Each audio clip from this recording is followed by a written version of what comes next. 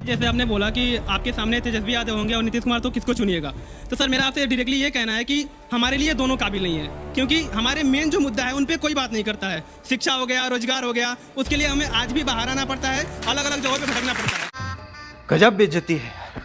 यही नहीं, अभी और सुनिए। कुछ नहीं मैम, हमारे मूल व्यवस्था पे काम कोई नहीं कर रहा है, शिक्षा पे कोई काम नहीं कर रहा है, रोजगार पे नहीं कर रहा है। हमें आज भी शिक्षा के लिए बाहर शहरों में भटकना पड़ता है, घर द्वार छोड़ के बाहर आना पड़ता है, रोजगार के लिए हमें भीख मांगना पड़ता है। अरे बाप रे, ये तो धोती खोल रहा है।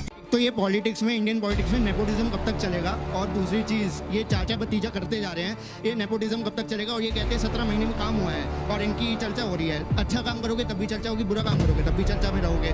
चर्चा तो यहाँ पे है ही नहीं, हम काम का बात करो ना, काम का। इस सज्जन को क्या तकलीफ है भाई?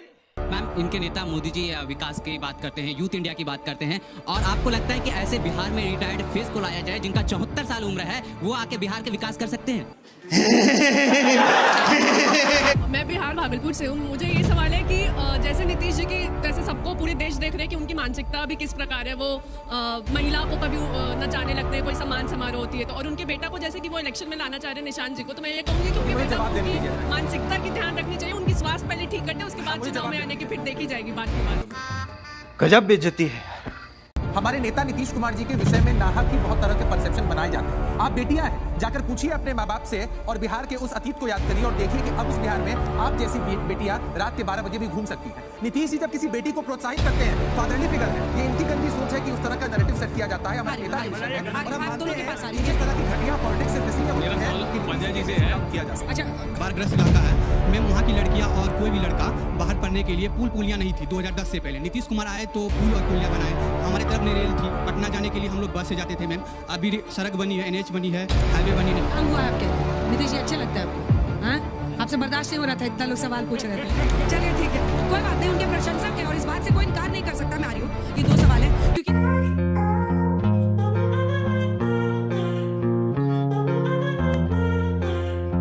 कांग्रेस बहुमत से आ रही है कि नहीं आ रही है, मैं इसमें बहुत श्योरली नहीं कह सकता। ठीक है, हो सकता है कि आ भी जाए, लेकिन अगर आती है तो हिंदुओं को डूब मरना चाहिए। कुछ शर्म आया है? तुम चुल्लू भर पानी में जाके डूब के आ जा। मुझे लग रहा है सबसे पहले तुम पानी लेना और तुम डूब जाना।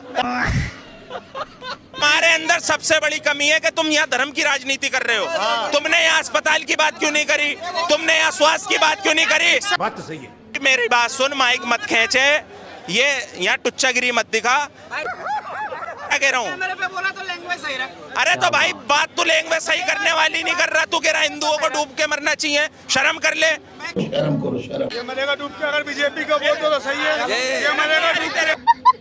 पता नहीं कहाँ से आ जाते हैं ऐसे लोग, देखो शर्म नहीं आती इन्हें। खत्म गया।